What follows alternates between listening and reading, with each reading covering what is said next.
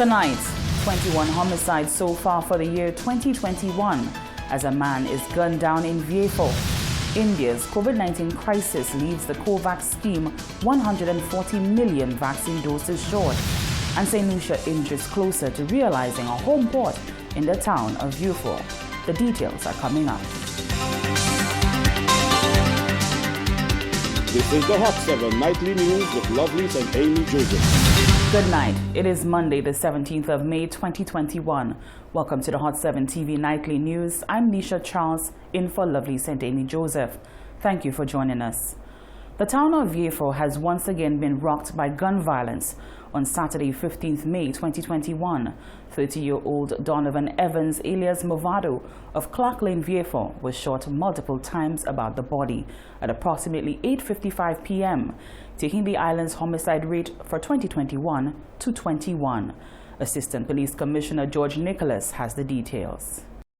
Vieux-Fort police responded to an incident on New Dock Road, Vieux-Fort, where upon arrival they found the body of 40-year-old Donovan Evans, alias Movado, lying on the ground.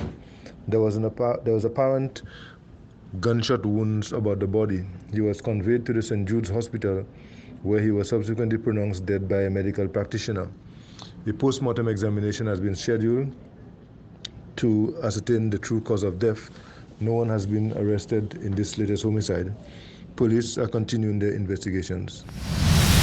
Over the last few weeks, Vieux-Fort has become a hotspot for gun activity. No one has been charged in relation to this latest homicide.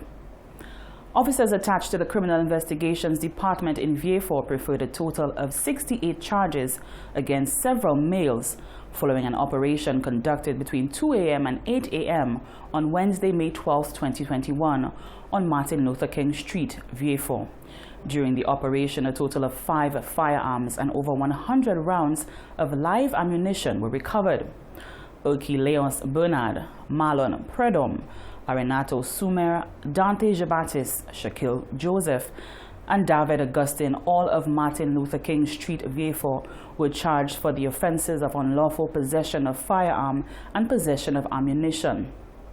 Dante Jabatis and Marlon Predom were also charged for the offenses of possession of a controlled drug with the intent to supply. The defendants were remanded in custody in relation to the charges of possession of firearm and ammunition to reappear before the 2nd District Court on Tuesday, June 8, 2021. One mother is calling on authorities to put measures in place that will actually help the youth stay away from a life of crime. Joanna Joseph, the mother of 17-year-old Arnold Joseph, who was killed by police, says it is heartbreaking to hear of all the young people involved in criminal activity. She is calling on the relevant authorities to do what they must to engage youth, irrespective of where they come from. On Sunday, a 30-year-old from Vieux-Fort became St. Lucia's 21st homicide victim for 2021. Before him, a 23-year-old was gunned down in Dennery. Concerns have been pouring in that too many youth have been involved in or are becoming victim to gun-related violence in St. Lucia. One concerned mother is speaking out against the scourge of crime that is currently being seen. Joanna Joseph, mother of Arnold Joseph, the 17-year-old who was killed by police in 2019, says youth are continuously being asked to change their lives around or find better conflict resolution strategies, but they are not being taught what has to be done. She says more needs to be put in place to help youth, particularly at-risk youth. At the end of the day, all we could tell them is to drop the guns, but at the end of the day, you need to have something in place for them. You know, if you're going to tell somebody that crime is not the right way, violence is not the right way, you need to have something in place for the youths to go to so they could take their mind off it. Because if I don't have nothing to do and I raise up in the ghetto and I feel that's all I know, that's all I know. You know, so even though you come and tell me violence is not the right way for you to retaliate with that person, but what are you giving me in return to change it around? The Royal St. Lucia Police Force and Rise St. Lucia are constantly working on community-based initiatives that are geared at engaging youth positively and steering them away from a life of crime. However, Joseph says there is need for a more holistic approach to curb crime from all sectors of society. What are we working on to make that happen? What do we have in place as a system to help them, to keep them away from going through that road and following that bad company. You cannot just tell somebody to drop the knife and drop the gun and you don't have another strategy for them to follow, or you don't have something else that they can do. We need to put something in place.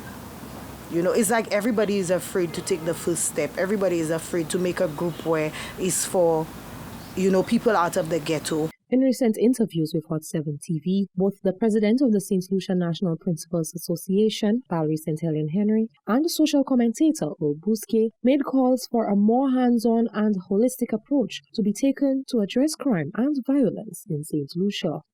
Reporting for Hot 7 News, I am Genevieve Gonzalez. Officers attached to the Grosley Police Station executed a warrant to search the property upon a residence at Moshi Grosley on Saturday, May 15th, which resulted in the recovery of a Taurus 9mm pistol and a magazine containing 12 rounds of 9mm ammunition. Following the discovery, officers arrested the homeowner, who has since been charged for the offense of unlawful possession of firearm and unlawful possession of ammunition. The defendant, Prince Nelson, a 43-year-old resident of Labon Moshi, was escorted before the 1st District Court today, May 17th, where he pleaded guilty to both charges. He was granted bail in the sum of $15,000 cash or suitable surety and will reappear before the court on Monday, May 31st, 2021 for sentencing. Registered voters are being encouraged to exercise their right during the upcoming general elections. Social commentator Richard Peterkin says St. Lucia is at a critical stage and deserves a larger voter turnout to have the best outcome for the country. Since St. Lucia gained independence, the island has seen an average voter turnout of 60.6%. At the lower end of the spectrum, 51% of the population has turned out to vote. Recent trends in the Caribbean during this COVID-19 era begs the question, what will the voter turnout be like this election period, and how will that outcome affect the country? Social commentator Richard Peterkin says it is in the best interest of the country if more people exercise their voting rights.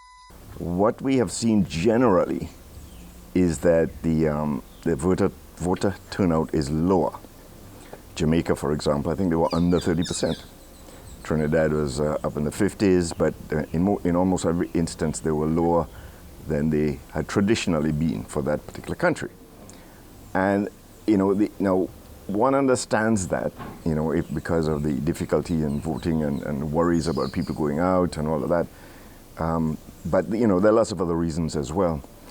And the other thing that happened in almost every one of those situations where the turnout was lower was the incumbent party won the election. Now that may not necessarily, you can't always correlate the things. Maybe an indication that people just fed up and don't come up to vote, but the incumbent party is the one with an edge, and they got their people out. But at the end of the day, I think it's best for the country if you get a very high turnout, because at least we'll be left with a true indication of how people feel in the country. Peterkin says the current upcoming general election is a critical one and sees no reason why St. Lucians should not come out to vote. If your turnout tends to be low, then people say, well, it was because the turnout was low, it was because of COVID, there were advantages for the government, whatever. So I would certainly encourage everybody to turn out. I mean, I understand there's with things have eased and improved a little bit, more people will be vaccinated, like myself, twice.